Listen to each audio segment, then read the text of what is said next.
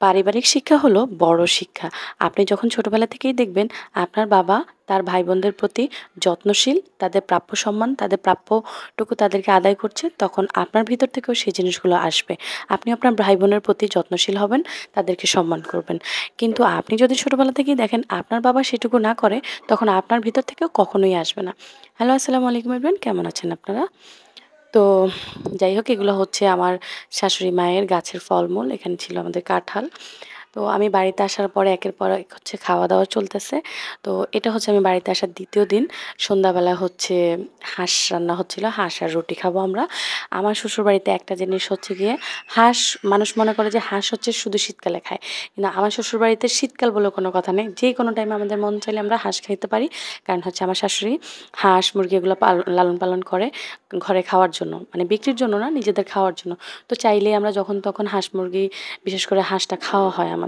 তো যাই হোক, এখানে হাঁসের কালারটা দেখেই বুঝতে পারতেছেন আমার বড় জায়ের হাতের হাঁস অসাধারণ হয়, খুবই মজা। তো কা এরপরে হচ্ছে আমাদের মানে সেদিন পরোটা বানিয়েছিল। পরোটা আর হাঁসের মাংস, উফ! কি বলবো আপনাদেরকে।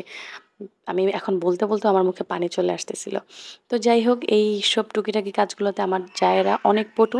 তারা হচ্ছে খুব, মানে তাড়াতাড়ি করে সবগুলা কাজ করে ফেলতে পারে। এখানে হচ্ছে আমার সেজো জা হচ্ছে পরোটা বানাচ্ছিল। তো ওরা হচ্ছে এই কাজগুলোতে খুবই এক্সপার্ট, কারণ ওদের সবসময় করা হয় এই কাজগুলো, এইজন্য খুবই এক্সপার্ট। আমি আবার পরোটা, রুটি এগুলো খুব একটা বানাতে পারি না। কারণ আমি আসলে না বানাতে, না বানাতে অভ্যস্ত হয়ে গেছি। তো যাই হোক, যেটা বলছিলাম, আমি আসলে গ্রামে আসার পর থেকে ভিডিওতে ভয়েস দেওয়াটা আমার খুবই কষ্টকর হয়ে যাচ্ছে।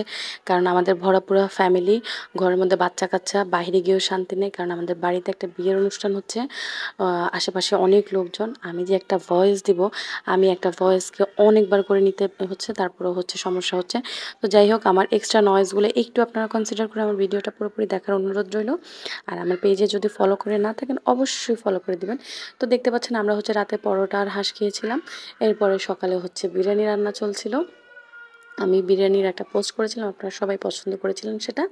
এখানে হচ্ছে আমার বড় জা হচ্ছে বিরিয়ানি রান্না করতেছিল। মাটির চুলার প্রত্যেকটা রান্নাই আসলে অসম্ভব মজা হয়।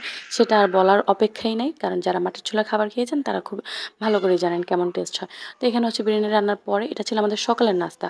রান্নার পরে হচ্ছে সবাইকে আ আ মানে সার্ভ করা হচ্ছে। আর যারা এখন আমাদের সাথে নাই, ধরেন থাকে না ফ্যামিলিতে কেউ ঘুমে আছে, ইয়ে আছে, তো তাদেরটা বেড়ে রাখা হচ্ছে। এরপরে হচ্ছে এই যেখানে দেখতে পাচ্ছেন তালগুলাকে সুন্দর করে নারকেল দিয়ে তারপর একদম ঘন করে ফেলে, এরপরে হচ্ছে মুড়ি, তারপরে যেকোনো কিছু মুড়ি, চাল ভাজা এগুলা দিয়ে খাওয়া হয়। তো আপনারা এভাবে তাল কখনো খেয়েছেন কিনা মুড়ি কিংবা চাল ভাজা দিয়ে, অবশ্যই জানাবেন। আর কে কোথা থেকে আমার ভিডিও দেখছেন অবশ্যই কমেন্ট করে জানাবেন। আর আমার ভিডিওটা যদি ভালো লাগে তাহলে অবশ্যই লাইক কমেন্টের পাশাপাশি একটা শেয়ার করে দেওয়ার অনুরোধ রইল। কারণ আপনার একটা শেয়ার আমার অনেক বড় উপকার হবে। তো যেটা বলছিলাম, আমরা ছোটবেলা থেকে দেখেছিলাম আমার বাবা তার ভাই বোনদের প্রতি অনেক যত্নশীল।